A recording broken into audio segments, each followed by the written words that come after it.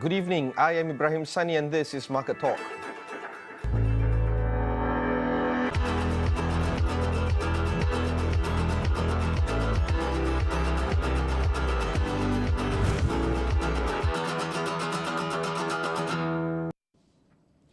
So, pihak polis telah menjalankan siasatan di bawah Seksyen 302 dan Seksyen 435 iaitu khianat dengan api, mischief by fire, bersama-sama dengan fire report dan juga SDR. Siasatan ini dijalankan kerana terdapat unsur-unsur mischief ataupun mischief by fire yang di dalam siasatan menunjukkan telah berlaku di dalam kes ini. Intention ataupun bila siasatan dijalankan, motif mereka ialah untuk membakar. Tapi mungkin sebab usia mereka, mungkin sebab kematangan mereka tidak tahu daripada akibat perbuatan mereka akan berlakunya the final result which actually occurred. Tidak, kita dah seperti mana saya sebut tadi, telah siap dengan siasatan. We will proceed as per normal. Siasatan akan berjalan seperti normal. Follow the rule of law. And that is, of course, the head of police for Kuala Lumpur, basically talking about the arrest of 7 juveniles. Speaking of which, we need to understand the issue better. Joining me is Jerald Joseph, the SUHAKAM Commissioner. Welcome to the show, Jerald. Thank you. This situation is getting more and more ghastly. Not only do we have to contend with 21 dead students, children, now we have to deal with 7 further children arrested, being charged with 302 of the Penal Code, which carries a mandatory death sentence for adults. I'm not too sure if the same applies for children. Can you give us a walkthrough of the thoughts that are coming in from SUHAKAM right now? Good morning, good afternoon. I think, first of all, deepest condolence. I think that we cry with the nation when death of our children happen in any parts of the country. So this is really a tragedy that should never have happened. The reasons, both from the management of the school, is one part that needs to be uncovered. Why kids could be trapped in a fire. That's one part. The other part is the children, another set of children who, because of anger, because of reaction as young teenagers, did something. And in my guess is that at that young age, whether this was premeditated, I don't think looking at them as adults actually does any good to young people. They are just a bunch of teenagers, and they're underage, okay, under the Child Rights Convention. We really need to talk about that, because the anger right now that is coming in from the community, if you just open your social media, they are basically asking for these children to be tried as adults. I can understand the anger. I mean, I have 3 kids of my own. I would want blood, literally, right? But as a state, one should carry out its duties and responsibilities of enacting and erecting the law with measured behavior. Do you think that the state must try these children as adults or as children? I take the cue from the Chief Police of Kuala Lumpur, who said that I will go by the rule of law. And I think emotional feelings and outbreak and anger, justified as it may be, one child's death is too much for a nation, what more the numbers of 21 children. I think we cannot forget that these children are children of another set of parents. For whatever reasons, they are where they are. And I was also very worried when the police said that when they caught them, they were all tested positive for drugs, So then you go down the whole line of questioning, where were these kids? Are they in school? How come they could be loitering? Why are they on drugs? There's a whole series of questions that needs to be answered, which does not justify the act they did. But can they be tried as adults? Do they have the capacity, the faculties, the skill sets that they expect of you and me as adults? And if we fail that, of course, the brunt of the law will take its course. But these are young kids, and I think the law must realize as young kids they have to be tried as juveniles. How horrendous their action may be, this could be their biggest mistake in their life ever. We're not letting the proprietors off the hook. In fact, the press statement that came from SUHAKAM, if I can just trigger this particular press release on the screen right now, it basically talks about SUHAKAM's statement trying to underline the fact that you want the MOE, there you go, that SUHAKAM wants the government to look at all schools, including religious schools, to be regulated by the Ministry of Education. What can we make out of this statement? How can SUHAKAM push through this thought that you have shared with the public here? I think the Education Ministry is a tried, tested ministry that keeps trying and testing with so many policies, and the experience they have managing thousands of schools and hundreds of thousands of teachers means that they have the skills. If there is a new set of schooling like the Tahfiz school, which is a school wanting to educate children in knowledge of Quran and the Islamic faith, which is a good thing. You know, how can that be bad? But if you want that so badly, then it must come in a systematic, educational, systemic approach, which I think, and we think, the Ministry of Education have the expertise. By not putting schools under an agency to oversee with oversight powers, then difficulty, not only tragedies, physical tragedies, life tragedies is one aspect that we feel and we see. But my bigger question is the quality of the kids' education in these facilities over the last many years. Who's asking this question? I mean, you and I hardly know which are the Tahfiz schools and how it's happening. But if the Ministry of Education is involved, we can then go to the ministry and say, what's happening to the hundreds or thousands of schools here?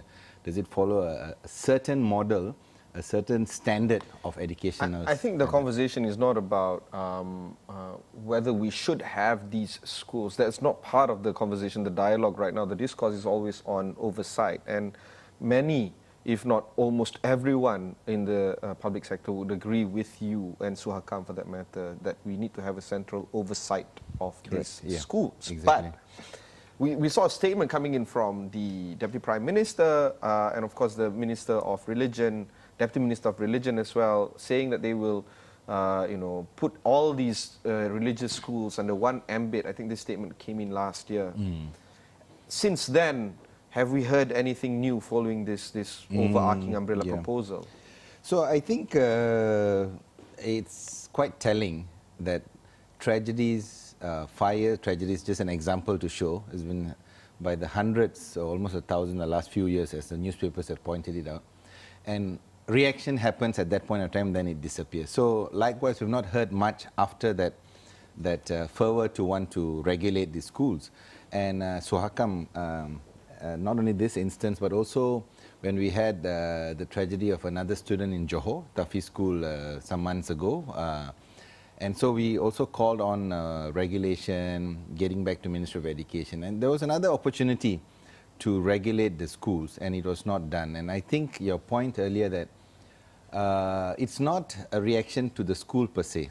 I think that's important, because I think the philosophy, education philosophy, is an integrated, holistic model. And I think all parents, I don't think just parents of the Islamic faith, all parents want their kids to be educated in a balanced way. So if you come from different religion, the Christians will send their kids for catechism, the Hindus will send. So I think it's a good way that children are exposed to their own belief tracks, so to speak. But if you want to use that as a main mode, then the Tahfiz school has a bigger spotlight, because these are not after school where you go and do your afternoon mengaji Quran. That's different. But this is really separating them to another school system. So the school system is now also being questioned. Can we make it better? We'll take a short break, but when we come back, we'll ask the question on whether or not these students at Tahfiz are deprived of education, formal education. Don't go anywhere.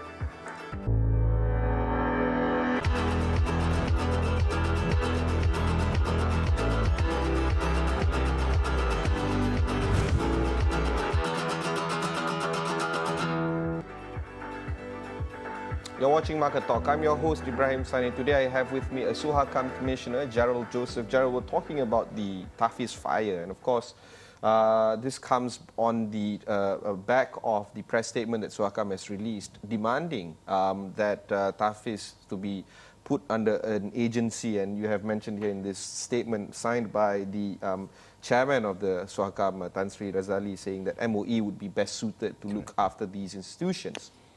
And of course, the question is, these students that are going into the Tahfiz education system, because of them being unregulated, they are being deprived of formal education, circular education, if one would like to fashion it as such.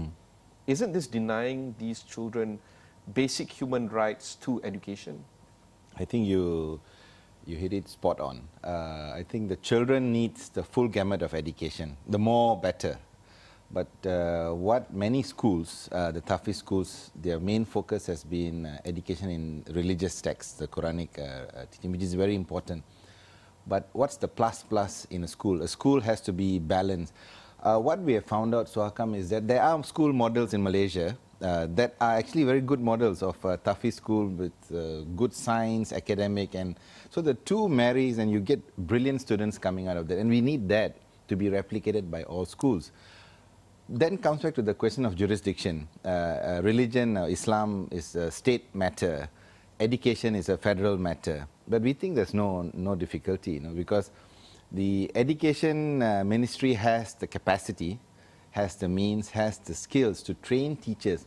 Because the question is, are the teachers in Tahfiz schools certified to be educators? That's another question, Yeah, you may be for these unregulated schools. Because the regulated Tahfiz schools that come under the ambit of either the Ministry of Education or the Ministry of Religion, they do have that certification process for the teachers, educators, syllabus, and so on, and that comprehensive syllabus comes into the picture. Why do you think that these parents continuously select schools that are unregulated? There are regulated schools out there, but somehow or other the children are not going there. Yeah. Well, I mean, this is the call to all parents, for convenience, for maybe cost.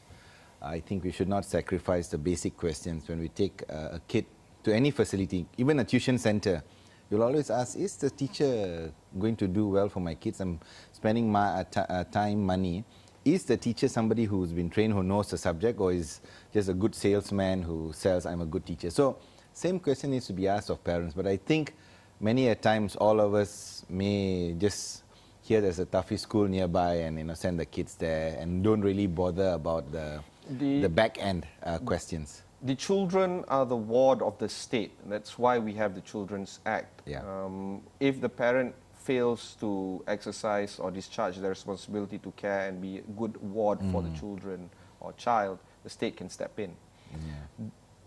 This basically throws in a larger picture. Do you think that the state now must be rigorous in trying to protect children from parents who seem to not know what's best for their child? I think the onus is on the state to tell all Malaysians of our responsibility as adults for children. The Child Act 2000 actually demands that kind of responsibility. So, in this instance, then the role and function of the parents cannot be absolved. I mean, I would be worried if the fire safety was not passed and my kids are there. Surely something is amiss. So I think the state needs to tell all parents, and this goes to as simple as, even if the kids that are Choi, Scholar or playing truant, technically the parents should be brought to the rule book and asked, how did the parents go out? I mean, if they ran away, different. Yeah, of course. So the responsibility onus on parents is there only because there's a big burden on parents to do something, what's called the best interest of the child in the Child Act. And so the government is also, when they propose this idea, the question of the best interest of the child must always be at the fore in terms of education. So it's a holistic education. So you got the sports, the religion. The entire well-being of the child. Yeah, so this is why your question is, where are the parents in terms of the best interest of the child? I mean, no parent will ever say, I don't care for my child. They try their best. But maybe the best is not enough at this point A of case time. can also be made that it's not a question of whether we should do more. The question is also on we have to do more, because these unregulated Tahfiz schools, they do present a scenario where it is subject to potential, breeding of impressionable minds, right? I mean, this could be a breeding ground for, extremist views. Do you think that the society and people at large should do more to actually, address the issue? Correct. I think in the Malaysian education blueprint, there is a tacit acknowledgement that the separate stream schools, including religious schools, is there in the language, which I mean will be Tahfiz is one of them, have separated kids from the ability to interact, to understand, like all other streams of school, vernacular schools, the whole range, which then brings us to the question that you're asking, impressionable minds need to have the opportunity to open, not close the mind. So the question before us, can schools like Tahfiz School provide that kind of critical worldview based on values, moral, spiritual ground, but still an open worldview? And I think many people are worrying if we don't check the schools, if they're only getting one part, if the whole year you are there is only religious text, what happens to your skills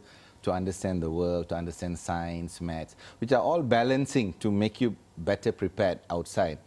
And the question you're asking, whether this is a space where growth of ideas, and because they are young and impressionable, it's not the school that does it, somebody outside with a text or a whisper, can put something else into the mind, and that's my worry. And because it's unregulated, there's no way to oversee these kind of behaviors taking place. Correct, and perhaps stem them.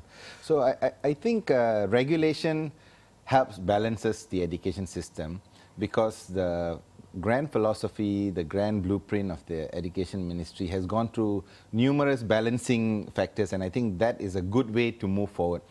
Without that as our framework, then everybody will be doing their own thing in different corners, and that's a danger for society as a whole.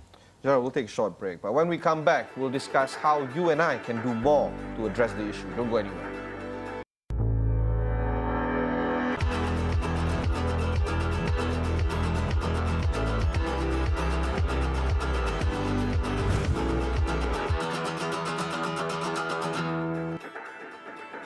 You're watching Market Talk. I'm your host, Ibrahim Sani. Today we're talking about the Tahfiz Fire and how communities can do more. With me, the SUHAKAM Commissioner Jerald Joseph. Jerald, again, when we left off, we did a lot of, if I may say so, a bit of grandstanding, what we should do, how things I should be doing. How is SUHAKAM using your very interesting position and unique position of looking at human rights in the country? How can SUHAKAM exert your influence in trying to make this a better place? Thank you. I think the first is at the policy level. We are guided by the standards of the Child Rights Convention, which is Malaysia has ratified, and we are party to that convention. So standard setting, the Malaysian Ministry of Education is really clued in on that, and SUHAKAM wants to work with the Ministry of Education, even on specifics such as Tahfiz schools. Can we go in, do an audit? Can we check the schools are complying? Can we work together towards something that is more comprehensive, at least the unregulated schools? And even the regulated school, let's do a check, because there are good schools. Let's model the good schools and use that model for the schools that are not regulated. Have you gone through, has SUHAKAM does this audit? So we haven't done the audit, because that you need to work with the Ministry of Education and the religious authority. But we have started our conversations with a few of the state religious authority, who I think are all in the same mind of wanting to do something more.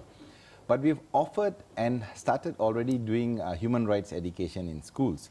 So we are also going into Tahfiz schools with both teachers and the students, trying to introduce what is child rights. And kids being kids, I mean, they're as open, no matter which area they are, and you can discuss.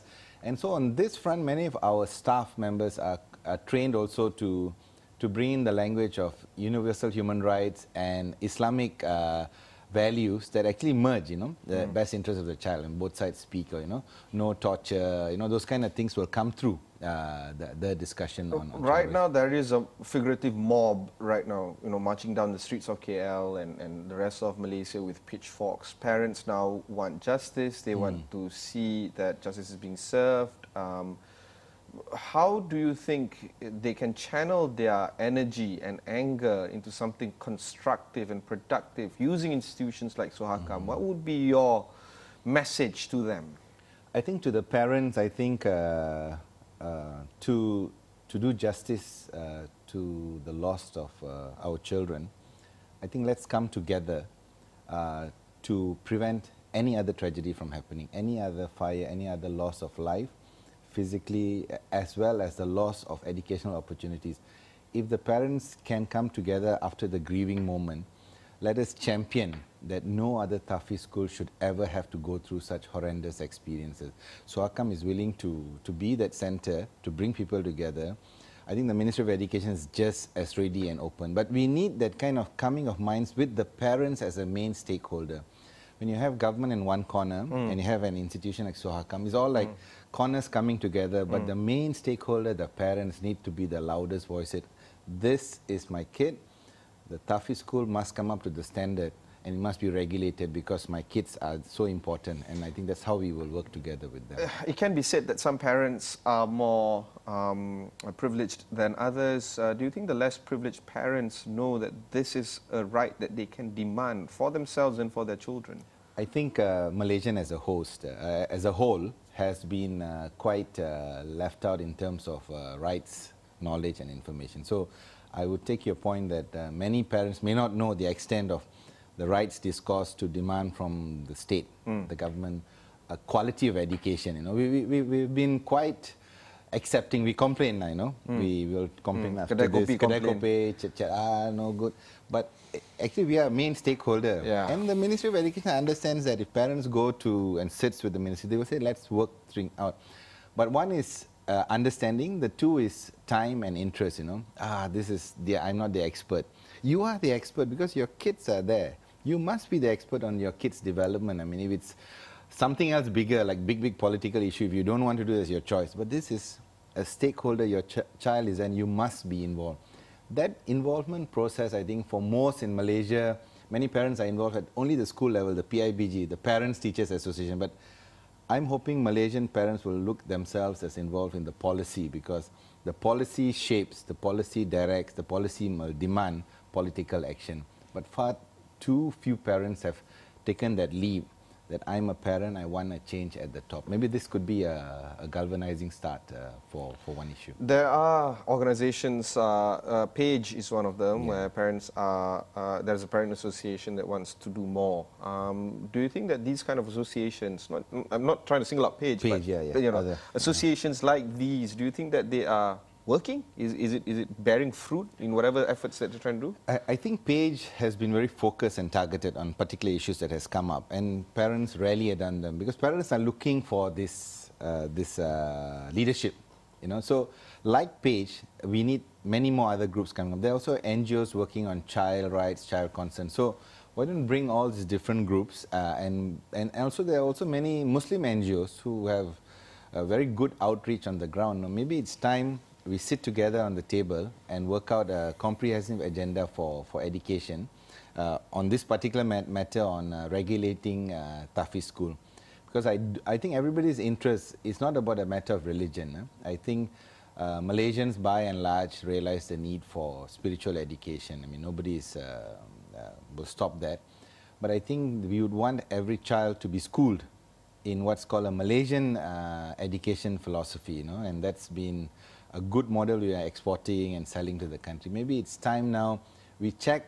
If we are doing the check on Tahfiz school, then there will be demands to check on many other schools. And I'm actually excited if one group demands standard setting, then no other school, even a kindergarten or a preschool that now maybe gets away, every level of school needs the same scrutiny because it's the same child that will be educated from 3, 4, 5 years until 17, no? And that's our responsibility. It is. It's not just our responsibility, it's state's responsibility, the parents' responsibility all around. Thanks, Jerald, for having this conversation. That's all that we have right now for this episode of Market Talk. I've been speaking to Jerald Joseph, the SUHAKAM Commissioner. Be sure to follow us on Facebook, Twitter and Instagram at 501 Awani. Download our app on the Google Play and the Apple App Store. And remember, you can listen to this interview on your podcasts. I'm Ibrahim Sani. Thanks very much for watching and goodbye.